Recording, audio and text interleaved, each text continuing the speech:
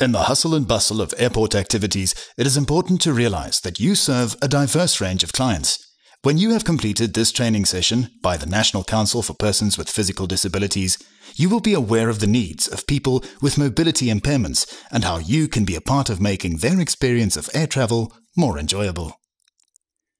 Based on the UN Convention on the Rights of Persons with Disabilities, an international document ratified by the South African government, awareness must be raised of persons with disabilities. To comply with the convention, access to information, communication, and all environments must be possible. The airport environment must therefore also be accessible to allow independent mobility for all users. It is advisable that passengers with mobility impairments pre-arrange for additional services. This requires that information such as being able to sit upright during the flight be disclosed. Travelers who require assistance should have the opportunity to communicate the need upon arrival or at designated points inside or outside terminal buildings. Like other travelers, persons with disabilities may arrive and depart from airports in different ways, being dropped off by a transport service provider, by using his or her own vehicle, or by friends and family seeing them off.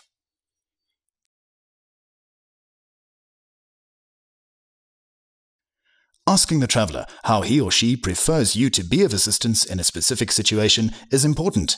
Make sure you are aware of the necessary etiquette when it comes to greeting someone with an impairment and in handling assistive devices like wheelchairs. Should time allow, there is no reason why assisted passengers cannot enjoy the retail experience at the airport. Passengers with visual impairment may need guidance through the terminal building to reach designated points such as restaurants, bathroom facilities, etc. Self-service check-in facilities should be equally accessible and available. Airport staff should advise that disabled travelers use the regular check-in counter as specific seat allocations may be required.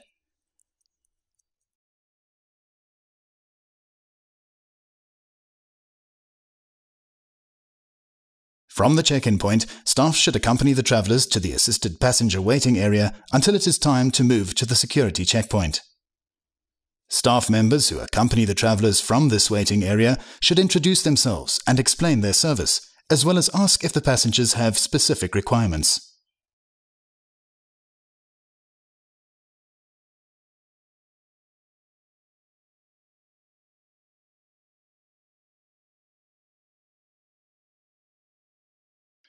Travelers will then be guided through the security checkpoint procedures.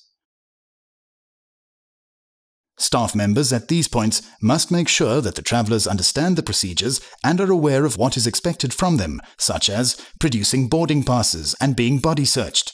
The wish of travelers to be searched in private should be respected.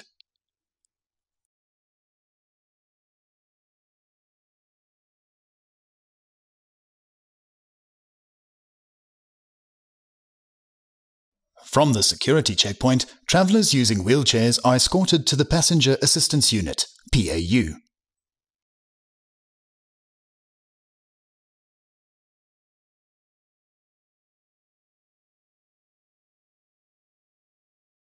After rolling onto the platform, it is lifted so the wheelchair can be rolled into the PAU and secured to the floor before the PAU moves to the aircraft.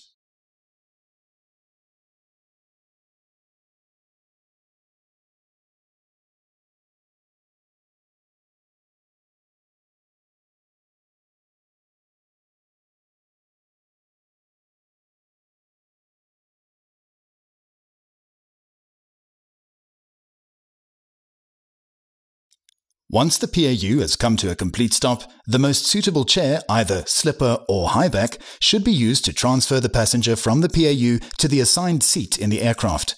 The passenger's own wheelchair is then stowed with the luggage of the rest of the passengers.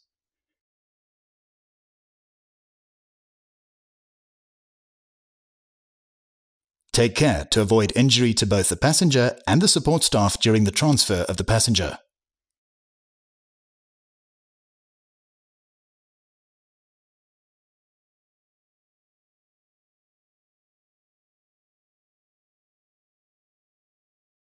Transferring the passenger into the allocated seat in the aircraft is safer and easier if the seat has movable armrests. Always consider the dignity of the passenger and follow guidance they provide. Also, make sure that the passenger is aware of how to use the seatbelt and assist them in fastening it if need be.